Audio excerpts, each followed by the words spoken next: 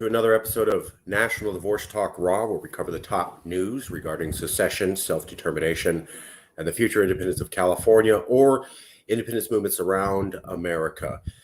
We have a new update for you. Sorry for the hiatus. We've been working very hard to get the Yes California CalExit campaign website up, and we finally did that. You can go to calexit.podia.com or calexit.info to see the new website. We finally have that up with online certification, coins for purchase, merch for purchase, and books to download for free. Anyways, let's get right into the roundup. I want to show you this video first.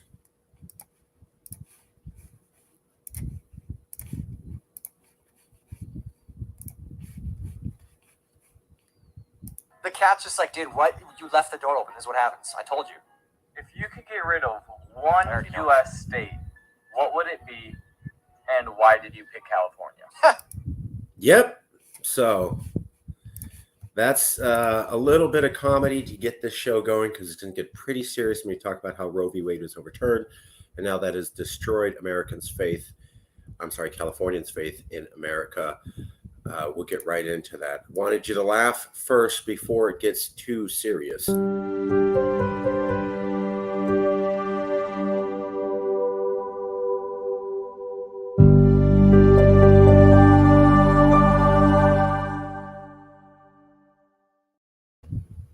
Anyways, welcome to the National Divorce Talk Raw, the primary show sponsored by Yes California, aimed to keep you, the California voter, informed about what's going to happen to the near future. Let's get right into the show. Got a series of clips for you showing how Californians are reacting to the political climate at this time. We'll show you. So here's the first one. This should start off what we're going to talk about for the rest of the show. Crystal, what are you taking a look at? Well, guys, it is officially done after 50 years of focused activism, as we've been discussing, from committed right-wing radicals and their well-heeled allies. Roe has been overturned, allowing states to ban abortion completely. Over half of all states are certain or likely to take the opportunity to do exactly that. The response from both partisan sides has been entirely predictable. Republicans have responded with further extremism, and Democrats with total impotence and excuse-making. In fact, Democratic response is actually so sad and their failure so undeniable. I actually wonder if this moment might shift the mindset of more than a few liberals, opening them up to a critique of the party that they just had not been ready to hear until now.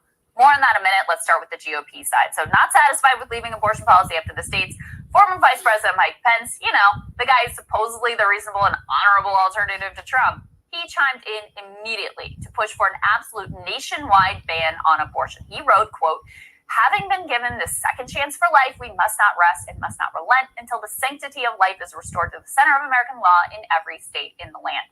Listen, Pence is hardly alone. House and Senate Republicans have already introduced legislation to ban abortion nationwide. House version has 164 sponsors. The Senate has 19. Every Republican will now be under pressure from the same organized forces that just secured the overturning of Roe to codify this result nationwide, forcing Mississippi laws on everybody across the country, up to and including Californians. At the same... There you go. So that is why Californians are freaking out, is because Roe v. Wade was overturned.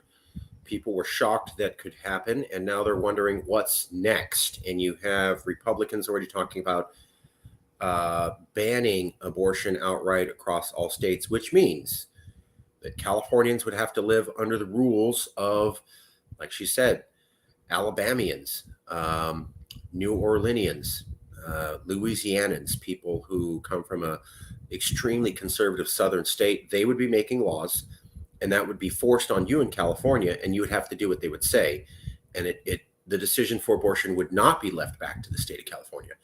Those rights would be taken away from us. So Crystal here is seeing that. A lot of Californians are seeing it. They saw the same thing that Crystal pointed to about Republicans talking about a nationwide ban. Well, let's take a look.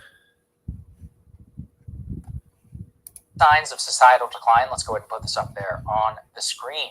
American confidence in the presidency and Supreme Court has suffered the greatest drop ever between 2021 and 2022. So a lot of people, Crystal, were focusing on the U.S. Supreme Court, which declined from 36% great deal trust to 25%. Obviously, in light of the Roe versus Wade decision, that's noteworthy. But how is nobody pointing to this figure? The presidency has gone from having a 38% great deal / quite a lot trust figure to 23%. That is. So Californian and Americans' trust, but particularly Californians, has been decimated in the Supreme Court in the wake of this ruling. And that's also ruined some of the support Californians have or faith in the presidency, because they're like, you were president. How could this happen while you were here? So we have Roe v. Wade gets overturned. There is now people talking about removing Californians' rights to have access to abortions, not leaving it at just return to the states. And you see Californians and other Americans having massive loss of faith in the Supreme Court and the presidency to levels never before seen. Here's a little more evidence on that. That is the San Francisco Chronicle, how the Supreme Court threatens California's democracy. So they're not just saying the decision's bad. They're going, the Supreme Court itself is now a threat to California's democracy. That's what San Francisco Chronicle says in response. That's pretty strong language, that the court is now a threat to the functioning of the state of California itself, not just a threat to a particular right. Very strong language. Also, here we go, the Public Policy Institute of California, the official think tank of the California government. Californians' trust in Washington is low, with the Supreme Court issuing consequential and controversial decisions, and Congress and White House locked in gridlock. How much trust do Californians have in the federal government? It's very low. So it's, let's see, for Democrats and Republicans, turn this higher. Independent. So on everybody, you can see it's dropped dramatically. Here's Dems have dropped. Here's Republicans have dropped. Independents were a little bit high. So everybody's dropped. Drop on independents, drop on Democrats, drop on Republicans. Extreme drop. Only 1 in 4 Californians trust the federal government now. So a lot of lack of faith in the federal government, and especially the Supreme Court, but also the presidency, as you've seen in these documents here. But I also want to point out to you, this is the Press Democrat. This is by Wednesday's letters to the editor. We're out of free articles. I'm going to show you what this said. I just wanted you to see. The Press Democrat is located here in California, in Napa and Sonoma County. These letters came from July 13th, 2022.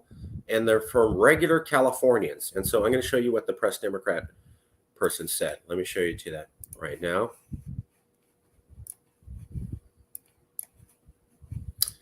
So here's what the person at the Press Democrat said.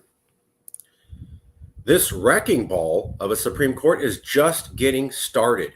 In its next session, the court already agreed to hear a case in which it could effectively give state legislatures unchecked power to overturn federal election results and appoint their own states of electors. Such a ruling would mean the end of democracy in America. It would be the beginning of a permanent one-party autocracy. Did you see what they said? That's from the Press Democrat. That's a regular Californian pointing out that the Supreme Court's not done with Roe v. Wade. They're going to look into other decisions, and one of them is going to consider the ability of states to gerrymander voting districts.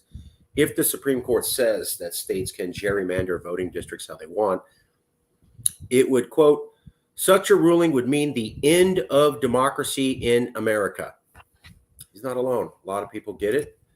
Just wanted to show you that's one Californian who's starting to see the writing on the wall. I came here from the Press Democrat. Also want to point out this by Mother Jones. The system worked for people who work the system. So Roe v. Wade was killed by minority rule. This is Mother Jones pointing out something that we have said for years, which is that the Constitution gives power to states and not people. 35 states are conservative. 35 is a majority out of 50 states. That means that they can control the law and they can force laws on you that you don't necessarily want. This is Mother Jones. This article is all about them finally figuring out what we have been saying for years. and it would lead to this. Some more signs of societal decline. Let's go ahead and put this up. So, all right. And then loss of rights like this. Mississippi laws on everybody across the country, up to and including California. So Mother Jones is cluing in that that's what can happen because you have 35 states doing this. And it's not a good sign for the future. So let's take a look at this. Families, multi-generational poverty. You see that in all kinds of towns and rural areas outside the big metropolitan centers. So the Democrats have the big cities, which have become more and more prosperous and better educated, and the Republicans have the towns and countryside, which have in many areas been sort of abandoned. And so that's where populism of the Trump variety has come from. It also damages, doesn't it, the kind of constitutional setup that America is, because you have this superabundance of power or imbalance of power in the way America was set up in order that rural parts of America would have a proper say, which sort of worked, didn't it, when it was Republicans and Democrats who were competing for power in those rural areas. But now if you have that ossification on party lines that you're talking about, it makes it really does strike at the kind of fundamentals of the Constitution. I'm thinking of, how the Senate is set up with two senators from even tinier states, et cetera, et cetera. All those things somehow are in play. They are. So that's the show America's Last Best Hope. You have a British journalist talking to an American political expert, and what they're saying is exactly what Mother Jones is saying. 35 states control America. They are a minority of the population. Their values are massively out of line with people on the coast, but because of the way the Constitution works with the Senate and the Electoral College, and the fact that the Supreme Court is justices are picked because of the president, which is controlled by the presidential Electoral College and confirmed by the Senate, which is in the unfair Senate election process, then therefore you have an unfair constitutional system that's not really democracy. So these guys are saying it. That's what you just heard. Roe v. Wade is saying it. And basically that's what this article is getting at by San Francisco Chronicle. You don't have democracy because of the Constitution, which is why these horrible decisions, get this to go. Anyways, happen. So here we go. Last clip. Is doing their job, and they are stopping 1.5 million illegal border crossings in fiscal year 2022 alone. It's a record. Yes, the border is open, and here on Outnumbered, we've covered the children in a way that I would argue no other network has, because there has been an expose on CBS. There was one, I believe it was at NBC, about emergency intake facilities, about little boys complaining that they were getting feathers and bloody and raw chicken in Joe Biden's America in these facilities, kids on suicide watch lists, girls aged 13 to 17 urinating in bags. Where's MSNBC? I thought you guys were great humanitarians. Where's CNN? Where's Joe Biden? Why isn't the media allowed? We covered here on Outnumbered. I'm proud that we... So exactly right. Kayleigh McEnany worked for the Trump administration. I'm not saying that I'm a fan, but I am saying she's telling the truth. We're very progressive in California, but what's the difference between Joe Biden and Donald Trump when they both keep Latin kids in cages? So Donald Trump had children in concentration camps. Did it.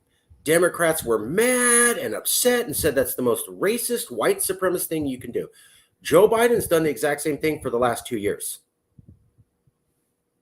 So what does that mean? Joe Biden's a white supremacist? Kamala Harris and Nancy Pelosi have not criticized him for this same behavior they criticized Trump for over the last 2 years. So what does that mean? Kamala Harris is a white supremacist. Nancy Pelosi is a white supremacist. When Donald Trump put Latin kids in cage, white supremacy is taking over. That's what it means. End of story. They've done this for 2 years, not 2 months, 2 years. And the half African-American vice president could say nothing. And then the representative of California, Nancy Pelosi, and our values could say nothing. And Joe Biden does this, and he's the return to decency.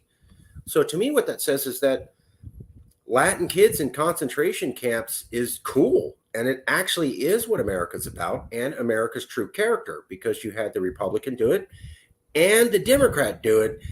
And 2 Californians went to the federal government and said nothing about it. So what's the difference between the left and the right at that national level when they both enact policies that are outright disgusting to Californians? Wanted to leave that with you. So we showed you how Roe v. Wade was overturned. Californians are not having it, and they are now questioning the ability to have faith in the federal system at all. And I wanted to end it by pointing out, don't believe that the Democrats are better than the Republicans. Okay, if they're both doing Latin kids in cages, they're not that different, especially when it comes to real California values. We would never, ever tolerate that here in California. Okay, that's it for this show. We'll see you next time.